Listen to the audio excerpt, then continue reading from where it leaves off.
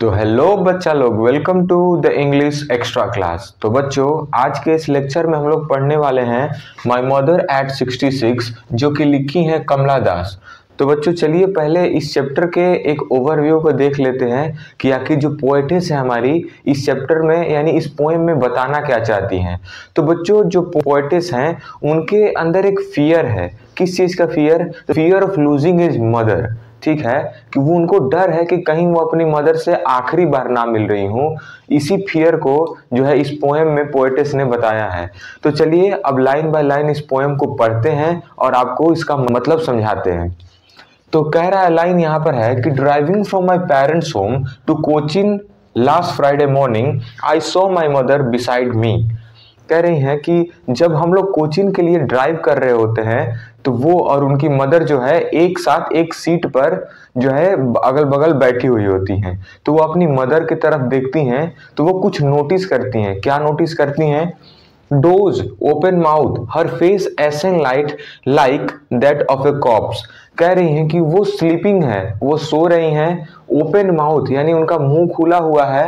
And her face ashen like that of a corpse, और कह रही हैं कि उनका जो फेस है वो राख, ऐश मतलब क्या होता है? राख, राख की तरह एकदम सूखा पड़ा हुआ है। और उनका जो पोजीशन है उनका भी वो एक डेड बॉडी की तरह है। तो यहाँ पर जो है हमारी जो पोएटेस हैं वो सिमिल का प्रयोग कर रही हैं बच्चों। सिमिल यानी वो कंपैरिजन कर रही हैं, यानी अपने मदर के बॉडी को और एक डेड बॉडी को वो कंपेयर कर रही हैं। तो यहाँ पे डोज मतलब होता है स्लीपिंग, फिर कॉप्स मतलब होता है dead body.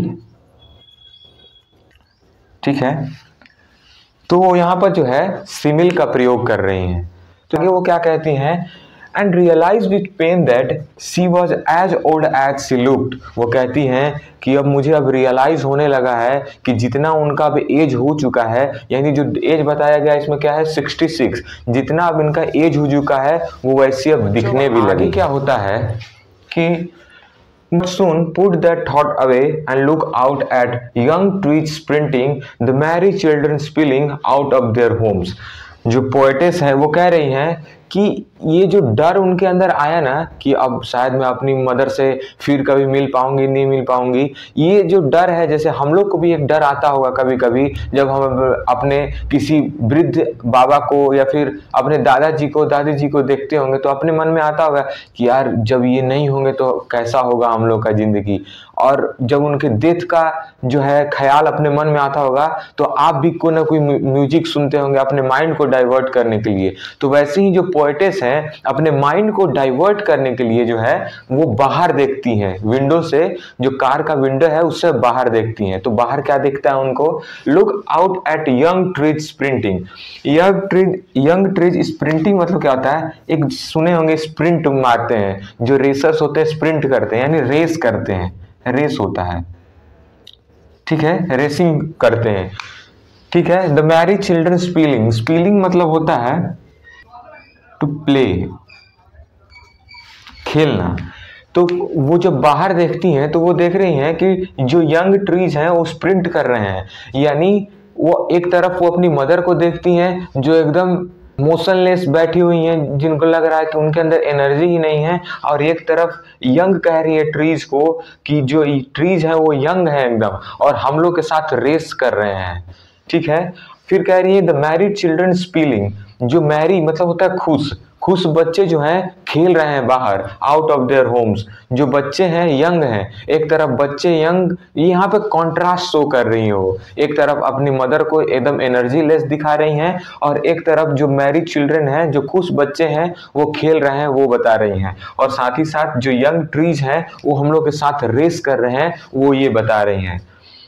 But after the airport security check standing a few yards away, जब वो एयरपोर्ट पहुंच गई तो एक सिक्योरिटी चेक होता है ताकि आप कुछ गलत सामान ना ले जाएं एरोप्लेन में, तो सिक्योरिटी चेक हो रहा होता है। तो कुछ दूरी पर, कुछ यार्ड पर जो है पोएटेस हमारी अपनी मदर से खड़ी रहती हैं। तो वो क्या कहती हैं? I look again at her wan pale. Wan मतलब क्या होता है? व्हेन मतलब होता है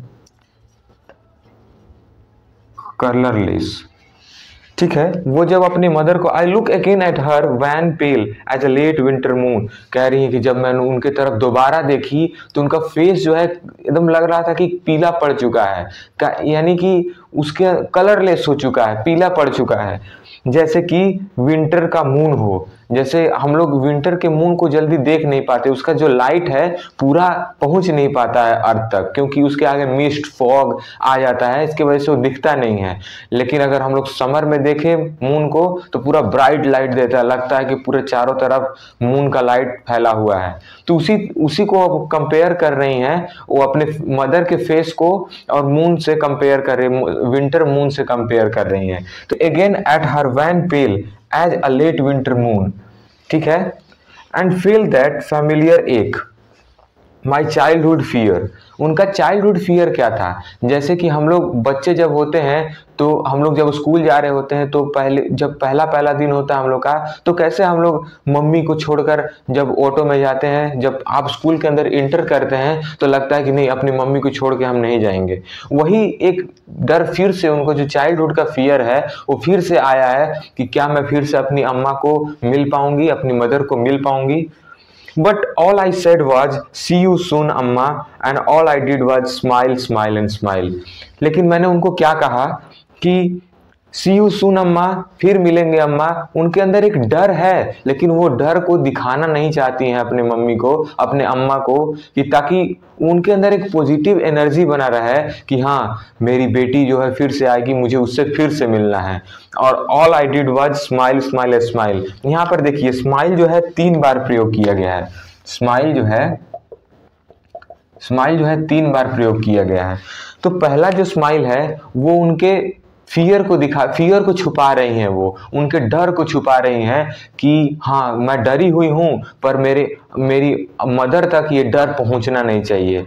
फिर दूसरा स्माइल करती हैं, वो एक पॉजिटिव उनको मैसेज देने के लिए कि हाँ मैं खुश हूँ, मैं कुछ भी मेरे अंदर नहीं चल रहा है, वो कुछ भी अपने मदर को बताना नहीं चाहती हैं। और जो तीसरा स्माइल वो कर रही हैं वो इसलिए था कि उनके अंदर वो खुद को भी एक एनर्जी देना चाहती थी, यानी खुद को वो मोटिवेट करने के लिए कि हाँ मैं फिर से अपनी अम्मा से मिलूंगी, इसलिए वो तीसरा स्माइल करती हैं। तो ये रहे इन 3 स्माइल है उनका मतलब। तो बच्चों ये रहा इस चैप्टर माय मदर एट 66 जो कि कमला दास जी लिखी हैं, उसका जो है समरी। तो बच्चों आशा करता हूँ आपको ये वीडियो बहुत ही अच्छा लगा होगा।